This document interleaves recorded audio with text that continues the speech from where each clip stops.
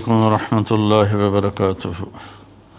بسم اللہ الرحمن الرحیم، والصلاة والسلام علی رسولہ الکریم وعلی آلہ وصحبہ اجمعین۔ 17 رمضان المبارک شب جمعہ تھی،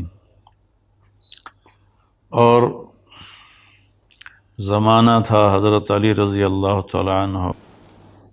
آپ کی خلافت کو 5 سال کے قریب ہونے والے تھے، 4 سال 9 ماہ ہے۔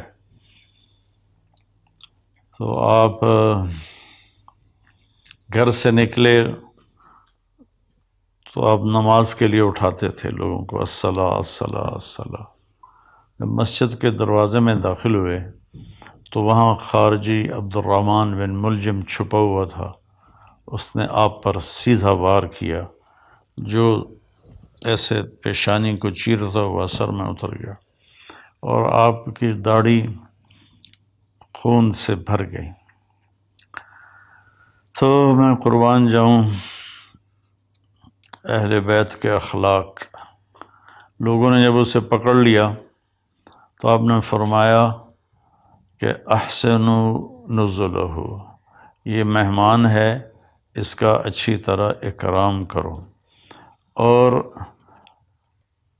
اکرموا نزلہ واحسنوا مثواہ، کہ اس کا اکرام کرو، اسے اچھا کھانا کھلاؤ، اور اس کو اچھا بستر دو نرم، اور میں زندہ رہا تو میں خود فیصلہ کروں گا کہ میں نے اسے چھوڑنا ہے، معاف کرنا ہے یا قتل کرنا ہے، اور اگر میں شہید ہو گیا تو میرے بعد تمہیں اجازت ہے، چاہو تو معاف کر دو تو اچھی بات ہے، ساتھ یہ بھی فرمائے، اور چاہو تو قتل کرو۔ پھر قتل اس طرح نہ کرنا کہ اس کے ناک کاٹو، کان کاٹو، زبان کاٹو، ہاتھ کاٹو، پاؤں۔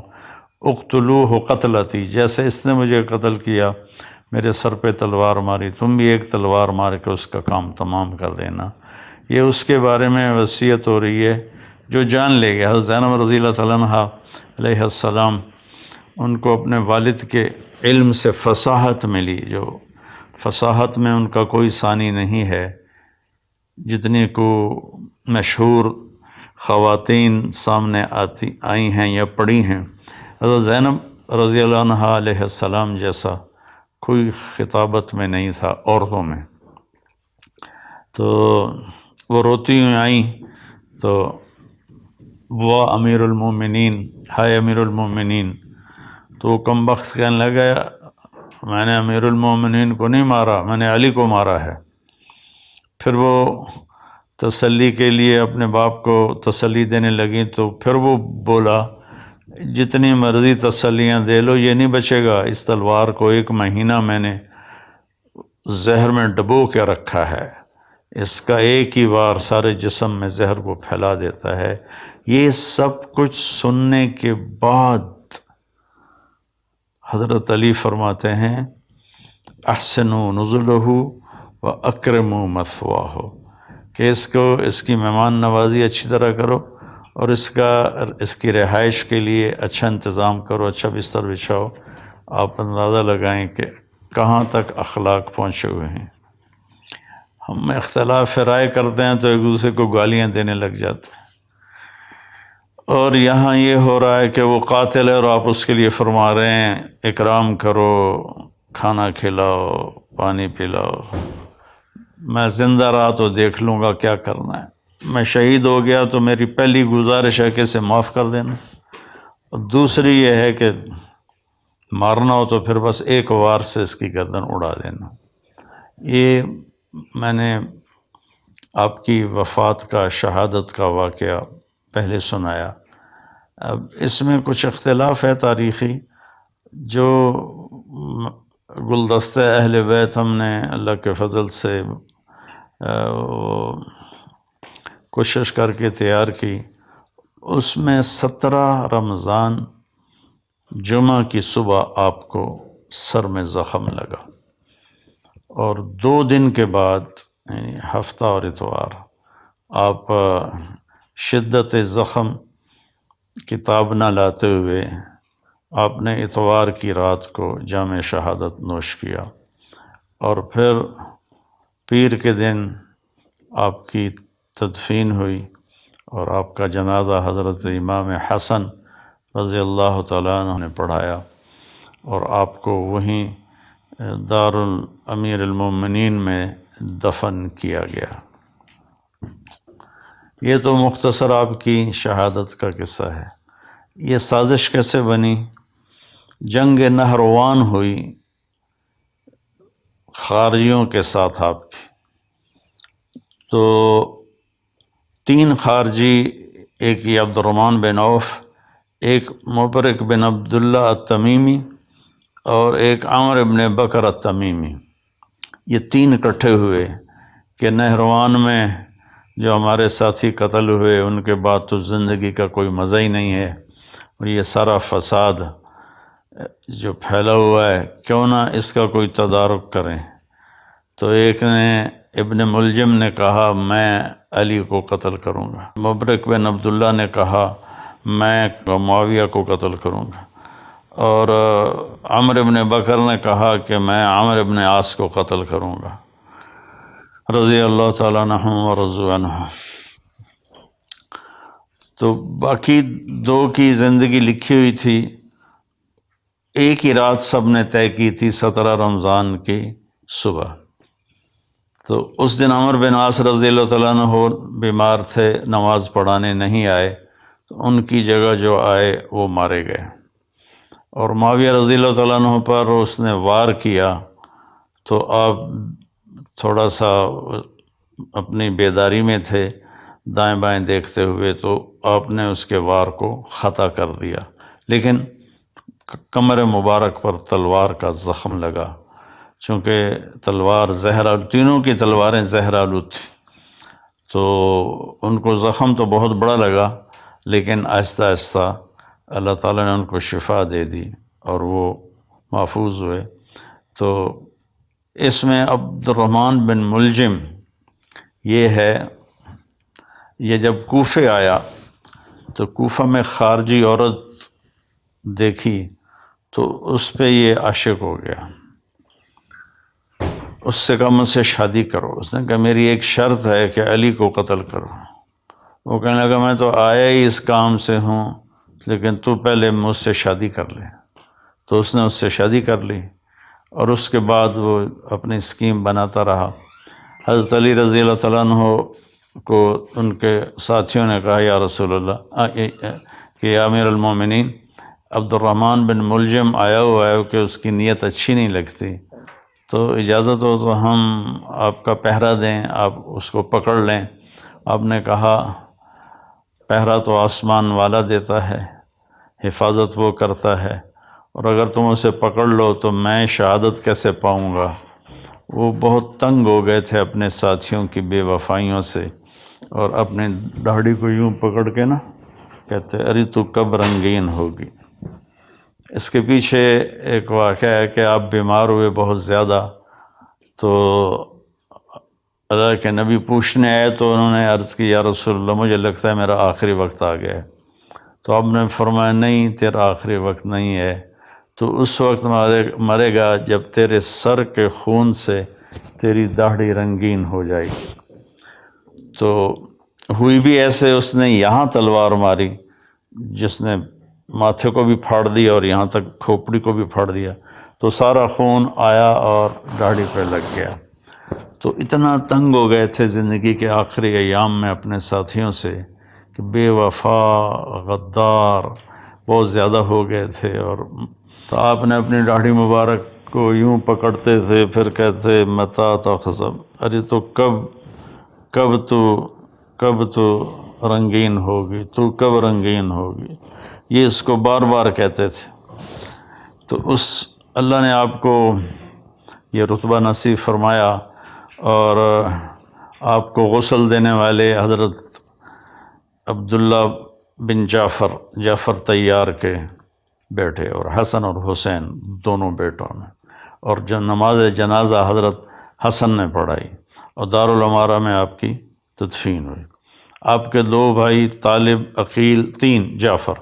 طالب سب سے بڑے تھے جس پر والد کا نام ابو طالب بنا، اور اس کے بعد تھے عقیل، اور اس کے بعد تھے جعفر جو موتا کی جنگ میں شہید ہوئے، اور حضرت علی رضی اللہ تعالیٰ عنہ سب سے چھوٹے تھے۔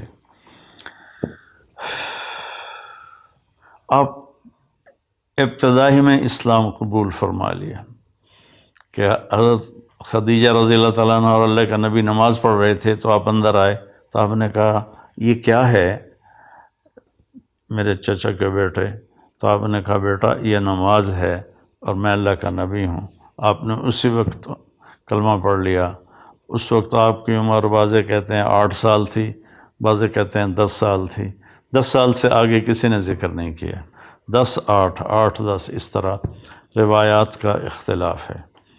تو بھائیوں میں اختصار سے ہی تھوڑا بتانا چاہتا ہوں، ہمیں پتہ چلے کہ ہمارے جو بڑے تھے اور اللہ کی بارگاہ میں بڑے پاکیزہ پاک محبوب تھے، ان کی زندگیوں کی تھوڑی سی جھلک ہمیں مل جائے تو ہمیں بھی کچھ آخرت کا فکر پیدا ہو جائے گا۔ تو جب آپ نے ہجرت فرمائی تو آپ نے حضرت علی کو اپنے بستر پر لیٹایا کہ تم یہاں لیٹ جاؤ، اور یہ امانتیں ہیں، یہ لوگوں کے حوالے کر کے پھر تم بھی مدینے آ جانا۔ تو اس رات قریش مکہ نے آپ کو قتل کرنے کی سازش تیار کی تھی۔ آپ باہر نکلے اور مٹی اٹھا کے یوں پھینکی، وَجَعَلْنَا مِن بَيْنِ أَيْدِيهِمْ سَدًّا وَمِنْ خَلْفِهِمْ سَدًّا فَغَشَيْنَاهُمْ فَهُمْ لَا يُبْصِرُونَ، سورہ یاسین۔ ہم نے آگے بھی دیوار بنا دی، پیچھے بھی دیوار بنا دی، اور ان کو ہم نے اندھا کر دیا، وہ دیکھنے کے قابل نہ رہے اور آپ نکل گئے۔ تو شیطان نے نعرہ لگایا کہ تمہارا آدمی نکل گیا۔ تو انہوں نے ایسے گھر میں نظر دوڑائی تو صحن میں آپ سر پہ چادر اوڑھ کے لیٹے ہوئے تھے۔ ستمبر کا مہینہ تھا، گرمی ہوتی ہے، لیکن اپنے چہرے کو چھپانے کے لیے آپ نے اپنے اوپر چادر اوڑھی ہوئی تھی۔ اور صبح جب ہوئی اور آپ اٹھے تو قریش مکہ نے آپ کو پکڑ لیا اور مارنا شروع کیا کہ کدھر ہے محمد؟ آپ نے فرمایا میں تو تمہارے سامنے یہاں لیٹا ہوں، مجھے کیا پتا کدھر ہے؟ پھر انہوں نے ان کو حرم کے ایک ستون کے ساتھ باندھ دیا، پھر کچھ دیر بعد چھوڑ دیا۔ 3 دن میں آپ نے امانتیں واپس کیں، اور اس کے بعد آپ چھپتے چھپاتے جب مسجد قباء پہنچے، جہاں قباء کی وادی ہے، تو آپ کے پاؤں مبارک بالکل تر بتر ہو گئے تھے خون سے، کنکریاں چپ چپ، جوتا بھی نہیں تھا پاؤں میں، کنکریاں چپ چپ کے 7 راتوں اور 7 دن کا سفر ہے۔ تو آپ کے پاؤں کے زخم بہت تکلیف دینے لگے۔ تو جب آپ قباء پہنچے تو اللہ کے نبی نے فرمایا علی کو بلاؤ، کہا جی وہ تو چل ہی نہیں سکتے اب۔ پھر آپ خود تشریف لے گئے، ان کے پاؤں کو دیکھا تو آپ رونے لگے۔ پھر آپ نے ایسے اپنا لعاب نکالا اور یوں کر کے لگایا ایک پاؤں پر، اور پھر لعاب دوسرے پاؤں پر، تو ایک دم سارے زخم ٹھیک ہو گئے اور آپ اللہ کے فضل سے شفا یاب ہو گئے۔ جنگ بدر میں آپ نے کیا کیا کہ جب دشمن آمنے سامنے ہوئے تو عتبہ بن ربیعہ اور شیبہ بن ربیعہ اور ولید بن عتبہ، ایک ہی گھر کے 3 آدمی، عتبہ اور شیبہ دونوں بھائی، اور ولید عتبہ کا بیٹا اور عتبہ ربیعہ کا بیٹا، یہ نکلے جنگ میں کہ ہے کوئی ہمارے مقابلے میں۔ تو اللہ کے نبی نے عوف رضی اللہ تعالیٰ عنہ اور معوذ رضی اللہ تعالیٰ عنہ اور حضرت عبداللہ بن رواحہ رضی اللہ تعالیٰ عنہ، ان تینوں کو بھیجا کہ آپ جاؤ اور ان کا مقابلہ کرو۔ جب یہ تینوں آئے تو انہوں نے پوچھا کون لوگ ہو؟ کہا ہم مدینہ والے ہیں۔ کب چلے جاؤ، ہمیں تمہاری ضرورت نہیں ہے۔ پھر کہا یا محمد اخرج الینا اکفاءنا، ہمارے قریشی ہماری طرف بھیجو، ہمارے قبیلے والے ہماری طرف بھیجو۔ اتنا ان پہ نشہ چڑھا ہوا تھا اپنی فتح کا۔ تو آپ نے فرمایا یا حمزہ قم، یا شیبہ قم، یا علی قم، کیونکہ علی چھوٹے تھے نا، حمزہ بھی چچا تھے، شیبہ بھی چچا تھے۔ تو آپ نے کہا قوموا لدینکم. تو یہ تینوں حضرات پیدل چلتے ہوئے آئے. تو عتبہ نے پوچھا کون ہو؟ آپ نے کہا میں حمزہ ہوں بن عبد المطلب. کہا تم کون ہو؟ کہا میں شیبہ بن حارث. تم کون ہو؟ کہا میں علی بن ابی طالب.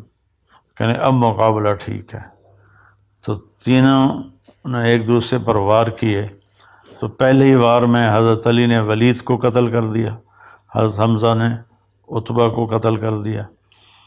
تو حضرت شیبہ ذرا عمر میں بڑے تھے تو ان کی ٹانگ کاٹ دی اس نے. شیبہ بن ربیعہ، شیبہ نہیں عبید، میں غلط کر رہا ہوں، عبید بن حارث. تو شیبہ تو دوسری طرف سے کافر، حمزہ، عبید، علی. ادھر عتبہ، شیبہ، یہ بن ربیعہ اور ولید بن عتبہ. تو شیبہ نے حضرت عبید کی ٹانگ کاٹ دی تو گر پڑے. تو دونوں نے اس کا بھی کام تمام کر دیا اور ان کو اٹھا کر لائے. تو آپ کے قدموں میں پڑھ کر کہنے لگے یا رسول اللہ میں شہید ہوں. آپ نے کہا بلا وانا علیک شاہد، بے شک تم شہید ہو اور میں اس پہ گواہ ہوں. تو جنگ بدر میں آپ کی شجاعت سب کے سامنے ہے. پھر غزوہ احد میں جب شکست ہو گئی تو کفار نے اللہ کے نبی کے اوپر اپنا فوکس کیا حملہ. تو چند صحابہ نے آپ کو گھیرے میں لے لیا. یہ چند صحابہ تھے ابو بکر، عمر، علی، سعد بن عبادہ، عبادہ بن صامت، اسد بن زرارہ، ابو دجانہ، طلحہ بن عبید اللہ اور حارثہ بن نعمان. 10 تھے، میں نے 9 نام آپ کو بتا دیے. انہوں نے آپ کو گھیرے میں لے لیا. ہاں سعد بن ابی وقاص 10 میں تھے، سعد بن ابی وقاص. تو آپ کو گھیرے میں لے لیا اور ہر آنے والے تیر کو روک رہے تھے، نیزے کے وار سب روک رہے تھے. تو عتبہ بن ابی وقاص یہ حضرت سعد بن ابی وقاص کا بھائی تھا. اس نے ایک پتھر اٹھایا اور صحابہ کی نظریں تھیں تیر، تلوار اور نیزے پر. ان کی نظر پتھر پہ گئی نہیں تو اس نے زور سے پتھر پھینکا جو آپ کے یہاں لگا. تب سیدھے یوں گرے ایسے اور سارا چہرہ خون سے تر ہو گیا، دان ٹوٹ گئے. تو یہ سارے 10 رونے لگے کہ اللہ کے نبی شہید ہو گئے. تھوڑی دیر کے بعد آپ کو ہوش آیا تو انہوں نے عرض کیا یا رسول اللہ آپ تو ان کے لیے بد دعا کر دیں. تو آپ نے فرمایا اللہم اغفر لقومی فإنہ لا یعلمون، اے اللہ میری قوم کو معاف کر دے، یہ مجھے جانتے نہیں ہیں. تو میں اپنے سارے بھائی بہنوں سے کہتا ہوں کہ وہ آپ کے قتل تک پہنچے ہوئے تھے اور آپ نے کہا یا اللہ ان کو معاف کر دے. ہم چھوٹی چھوٹی باتوں پر آپس میں لڑ کے ایک دوسرے کے اوپر ایسی گالیاں اور الزام اور تہمتیں، اللہ تعالی ہمیں اخلاق دے.